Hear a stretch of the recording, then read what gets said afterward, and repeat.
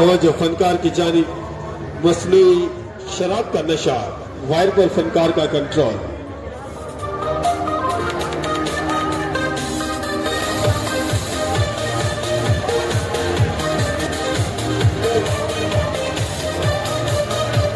अस्सलाम वालेकुम। नाम क्या सर आपका? नदीम।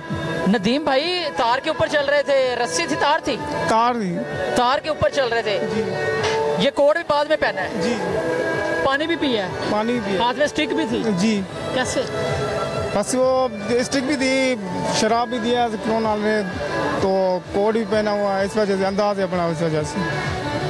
तार पे कैसे चल रहे थे? खुद को बैलेंस कैसे करते हैं? बैलेंस प्रैक्टिस है। कितनी प्रैक्टिस है? प्रैक्टिस कम से कम नहीं तो 6-7 साल हो गए। 6-7 साल हो गए। इसके अलावा क्या कर लेते हैं और क्या परफॉर्म करते हैं? उसके फिर हम फ्लैंग करता हूँ और जिम्नास्टिक करता हूँ और उस्तार करता हूँ।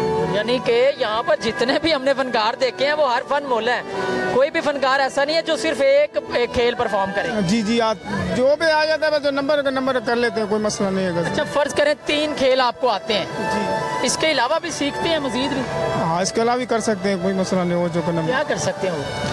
बस जिम्नास्टिक वो जो लिपिंग बोर्ड होता है उस पर लिपिंग बोर्ड पे करता हूँ, पलटियाँ लगाता हूँ, कुर्सी पे बैठ जाता हूँ। वो इस टाइम आइटम इसमें नहीं है, जो होता है वो कर लेते हैं हम लोग उस वजह। बहुत ही अनोखे फनकार हैं, बहुत ही अनोखे इनके टैलेंट हैं। आप यकीन करें, हैरत है, अक्ल जो है वो गुम हो गई है कि ये सब मुमकिन कैसे है, और वो भी एक छत के नीचे।